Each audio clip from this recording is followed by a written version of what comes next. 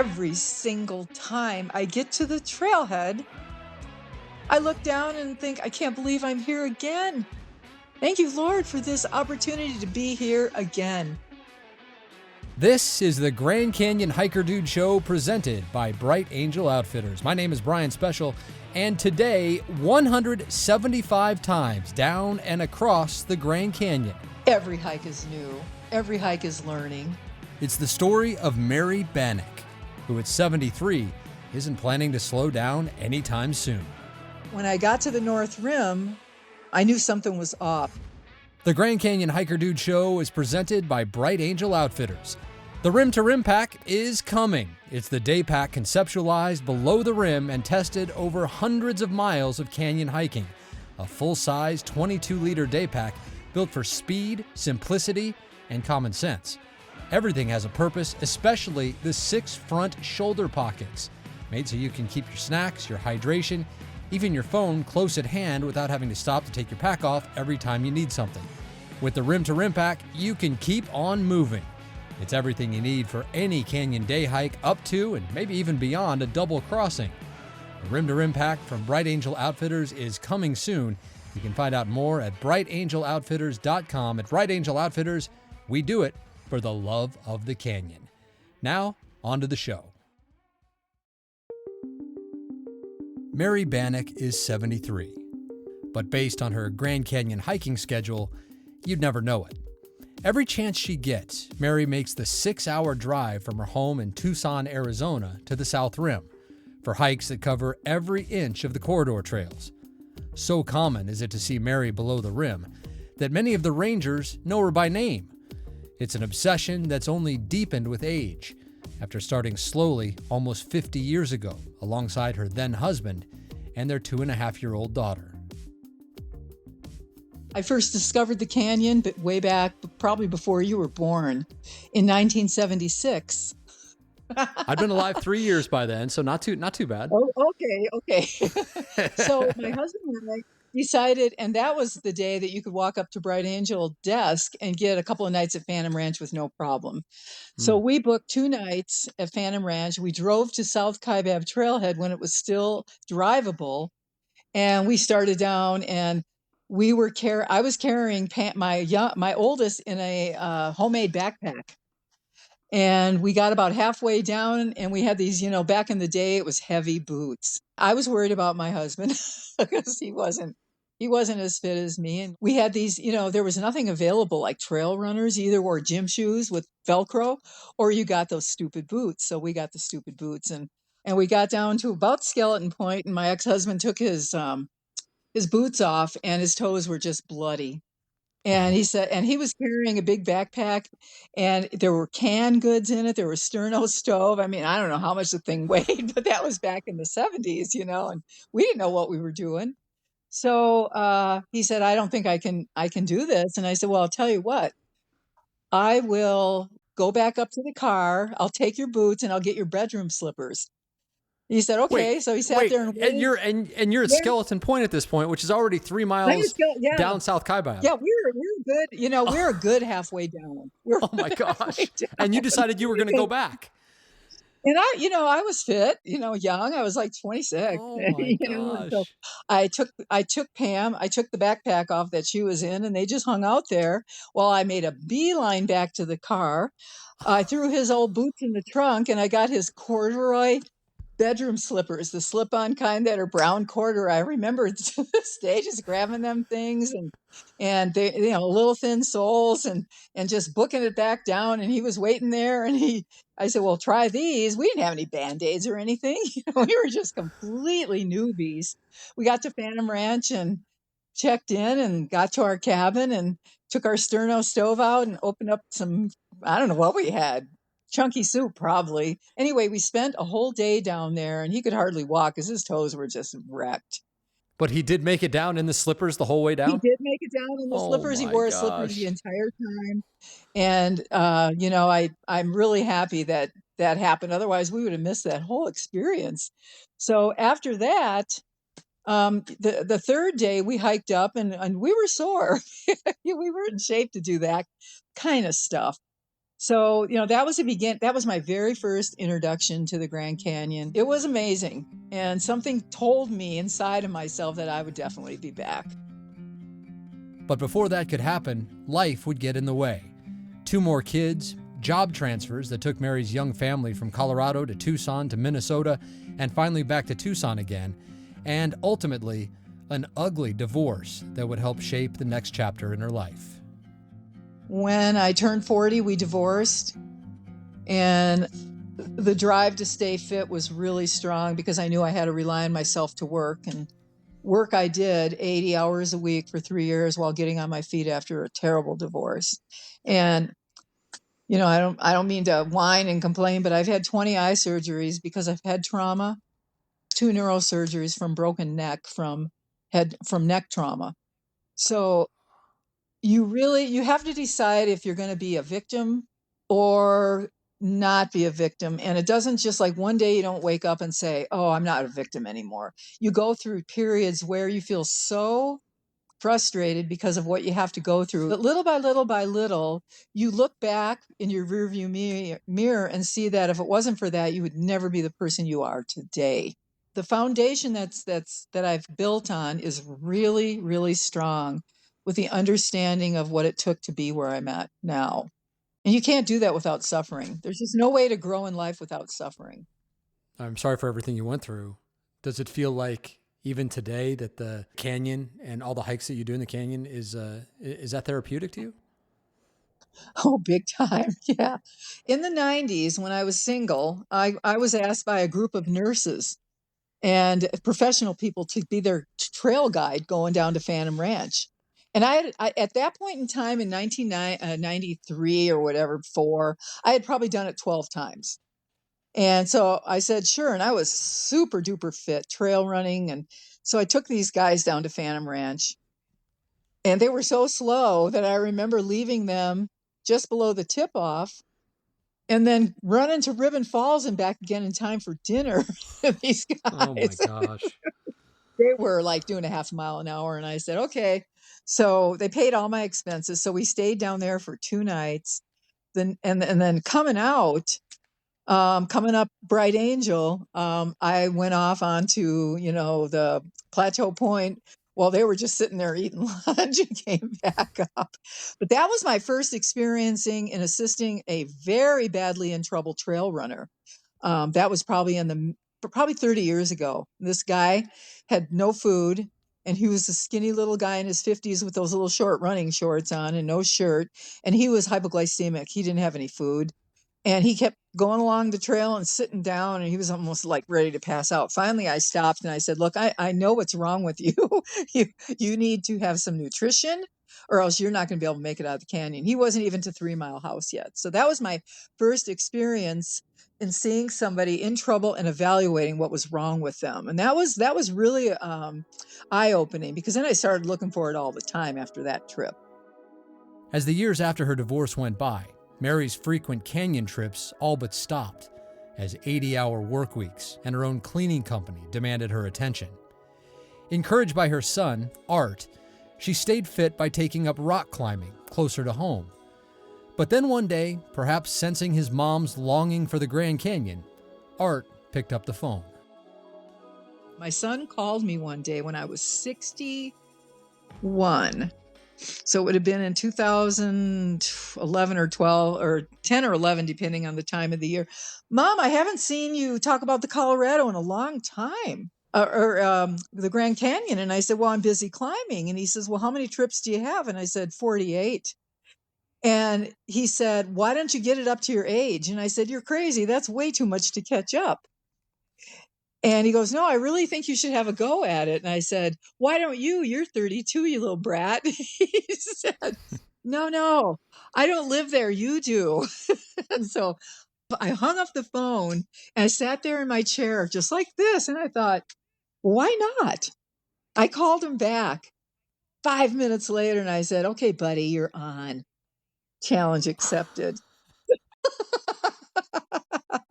So because of that one phone call, and by the way, he's the one that got me to rock climb too, because I would never even consider putting on a harness if it wasn't for my son. But I remember, every single trip after that, I'd call them. Well, I'm up to 49. I'm up to 50. And then I brought a German PhD student from the university, Robert, and I said, I want to go faster. So he went 3 times with me and pushed me really hard to up my speed. And because of Robert, I had my fastest down and out time at age 62, which was to the Black Bridge and back again in 4 hours and 57 minutes round trip, Wow. right? Wow. That was before my vision went bonkers, and my vertigo kicked in. I could never ever do that now, but I had enough visual awareness that I could actually run down the trail in an hour and 35 minutes, but now it takes me 2 hours and 45 minutes, 3 hours, whatever it takes.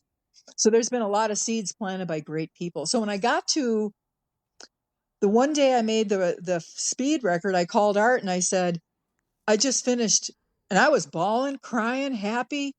I thought I could do this again. And he said to me, why don't you do this again? And I said, well, if you came, I would, but I don't feel safe doing it again. And what I should have done is go rim to rim to rim, like I was perfectly capable of doing. Didn't even think about it back in the day. Didn't even think about it. So anyway, I got to 62 times at age 62. Then it became, an ongoing thing where I just kept planning and scheming and, driving up there, sleeping in my truck, and refined my time as far as how to pack even more. Every time I went, I refined how to do it, what I was taking, how to pack. When I got to about 75, that's when I realized that I could get to 100. And that sent me on a mission to go as many times as possible. And one weekend I did it on a Friday, and then I went to Las Vegas to climb with a friend, and then I came back and did it again on a Sunday or a Monday. There was 2 days in between. And and then I had 3 guy climbing friends that asked to join me on my 100th trip. And if you go way back in my Facebook page, you can go back to 2017 in December and find me coming out of the canyon with Adam Block holding my arm up, and, and Jonathan is like, hey, Mary, you got to 100. And that was 10 days after a massive orbital eye surgery in Boston, Massachusetts. And you can What? still see my black eye. It was terrible. What are the typical hikes that you're doing when you're doing this? I mean, anything below the rim obviously counts, but what are your main routes? Everyone but 5, probably 5 at the most, has been either to the bottom and back, including when I do Tonto. Sometimes I'll go to the bottom, come back up, like I'll go South Kaibab River and then back up to the tip off and then over to Bright Angel and up just because. Hardcore. And then many, many rim to rims, which I love, love, love. But they haven't all been uneventful. Just 3 years ago, Mary and 2 friends were attempting a one-day rim to rim to rim, a double crossing of 42 plus miles and 21,000 feet of elevation change that would take them from South Kaibab to North Kaibab and then back. It was only halfway through that Mary was dealt a reminder that even if you're a seasoned canyon hiker, the grueling physical challenge of such a hike can expose or amplify underlying physical conditions that you might not even know you have. When I got to the North Rim, I knew something was off. I didn't feel good. And I didn't feel good that morning either. And I just figured I had a stomach bug or whatever. And, I went to the bathroom once and then I couldn't go anymore. And what was happening is my gut was closing off. So by the time we got to the North Rim, I knew I was in trouble. And I kept saying, come on, guys, let's go, let's go, let's go. I need to get out of here. And it wasn't open then. It was like May 1st. So there was nobody to rescue us. Like, we got to go, Yeah. we got to go. So I wasn't able to digest any food because it was obstructed. And I just couldn't get any nutrition from what. So you get weaker and weaker and weaker. And in the box, I said to the kids, the young people, I said, I don't think I can make it, you guys. I'm just going to have to lay down here. So the young man ran to Phantom Ranch to get help. And I laid down on a piece of plastic, next to the roaring river for about 2.5 hours while he was gone. And the girl stayed with me. And in the process of laying flat and deep breathing, by the time the Ranger Ed got back, remember Ranger Ed, big heavyset guy with teardrop glasses like the Ranger of Boone County. He came back and said, "Ma'am, can you walk?" And I says, "I'm so weak, I can't even crawl." So I stood up and I was able to take some nutrition, and bingo, immediately the obstruction opened enough that I could actually get some nutrition. But other than that, I don't think I would have made it out of there. Could have died. So I staggered back to Phantom Ranch, and those guys slept outside in borrowed sleeping bags. And the next morning, um, he checked my pack. He checked everything. He said she's calling me and she's doing everything right. She's completely hydrated, and bowel obstruction is a life-threatening situation where if you don't get to it, you'll become necrotic and it can kill you in 16 hours. So, but it had just cleared enough that I could get some nutrition. So he said, "Do you think you could walk out?" And I said, "If I had a day here to recover, I probably could." And he just said, "Oh, we'll just call the chopper." I said, "Okay." So my friends proceeded to walk out, and I choppered up, and the Ranger was waiting for me there, and he took me to Bright Angel, and it was Ranger Greg, who I've seen many times. He knew exactly who I was. And so my friends came out, and we, all drove home. And I remember laying in the back seat flat, just trying to, keep it open. But it didn't bother me again until it almost killed me. And, that's one situation that if I came across someone in the canyon that was vomiting uncontrollably and they couldn't take food, I would get them out of there as fast as possible. So that actually happened to me in the Grand Canyon.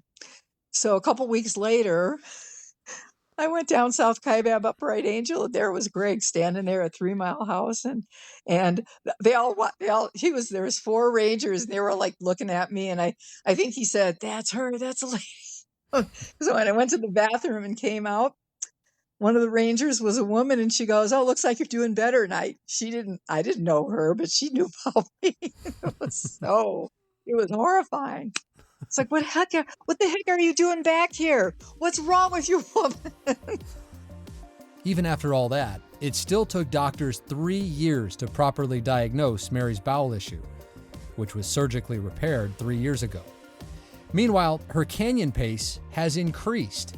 She's up to 175 times down and through, so many that she's even established a routine, which starts with sleeping in her truck outside the park the night before. I have my sleeping bag, my food, my cooler, every single thing. My pack is packed. I am dressed fully for what I'm going to be wearing the next day. And I crawl into bed. I don't get up there sometimes till 9 or 10. And I'll crawl into bed, and then I'll have my alarm for 4 o'clock in the morning, get up, brush my teeth, jump in the truck, turn the heater on, and drive straight into the rim, and hopefully start down by 5 or 6.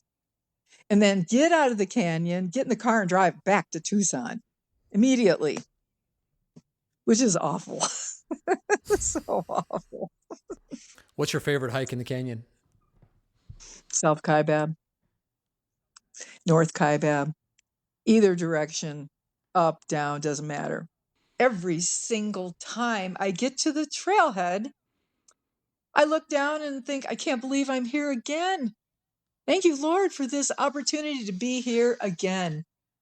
And it never fails. And when I'm coming out, before the rim, I become emotional all over again. It's like, well, I'm getting to those final 8 switchbacks. I can't believe I've been here again. There's just, I don't know, there's something about the place that is so freaking magical. And especially when you get past Phantom Ranch and you're on the way to the North Rim, multiply that by 10 times.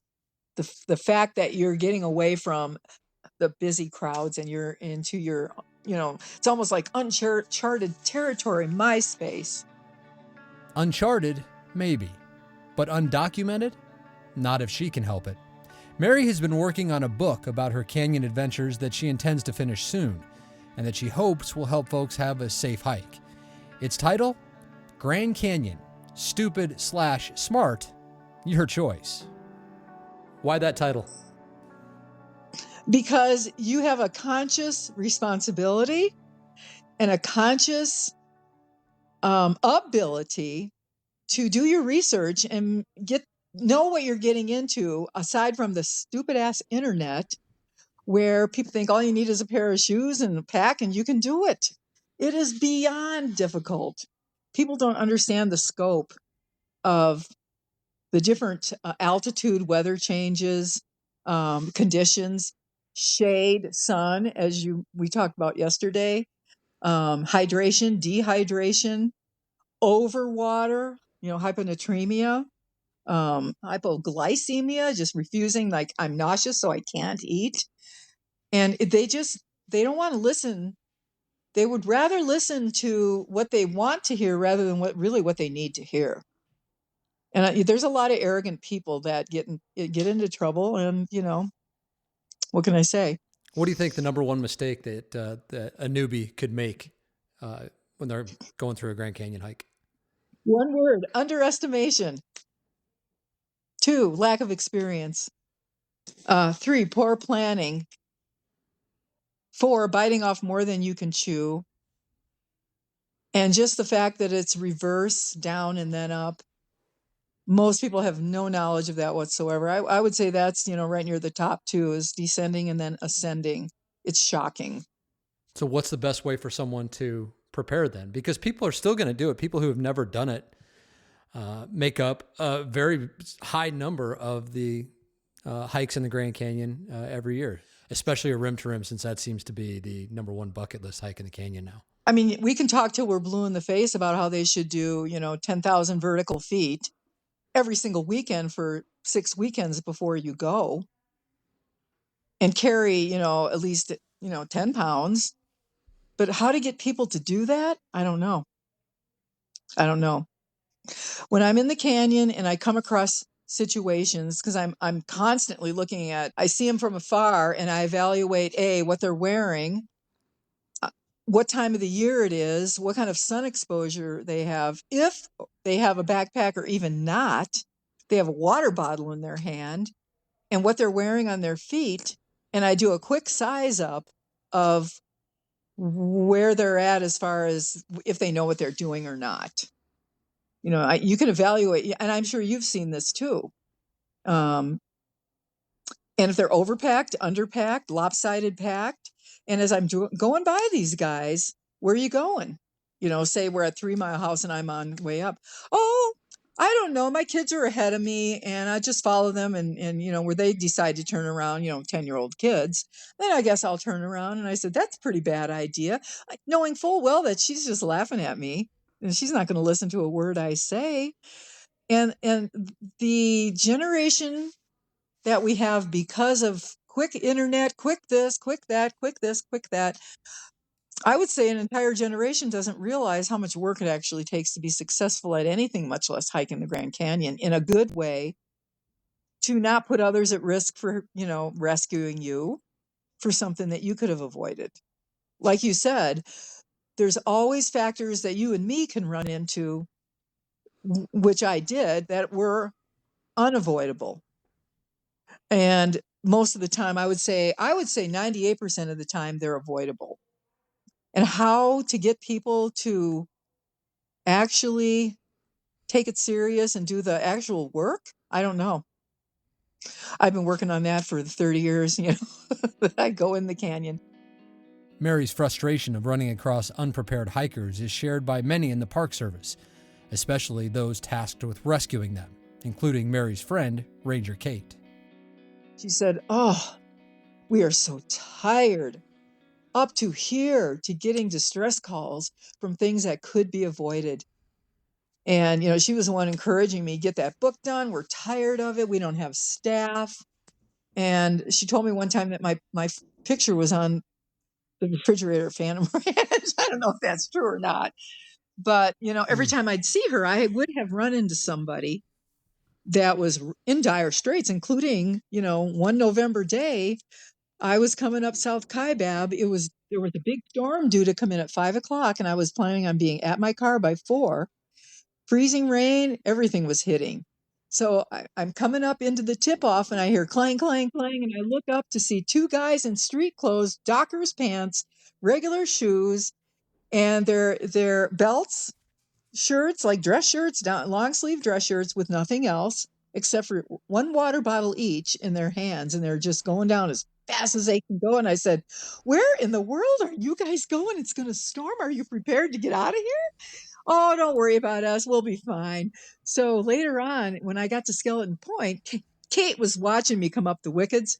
"Mary, I see you." So we chatted and I said, "Okay, when you get to Phantom Ranch, you're going to find two guys sitting on the floor or on chairs with their knees up and their heads down like this, saying, 'What are we going to do? Because we don't have any clothes. It's starting to rain and it's going to be, and it dropped to like 30 degrees. By the time I got to my car, it was so cold I could barely get the key in the door. That's how cold it was.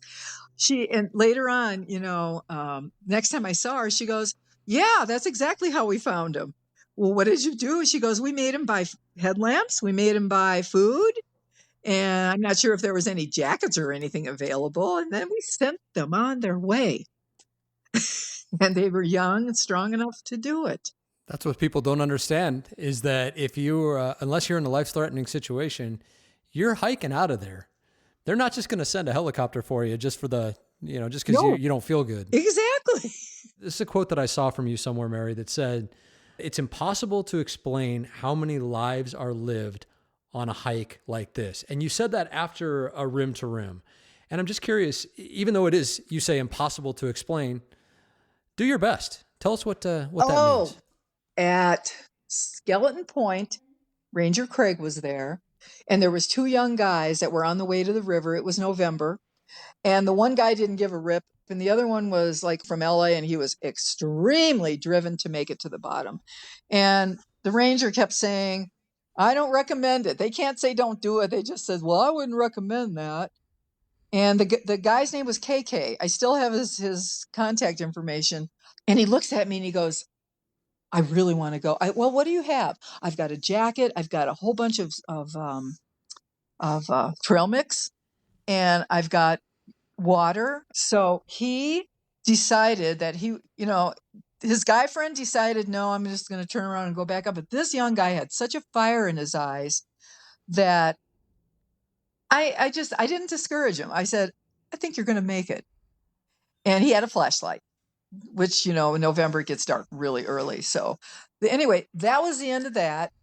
And so the next week, and if I can ever find it on my phone, I'll have to read you what he wrote me about that. He said, "I lived 1,000 lives coming out that hike."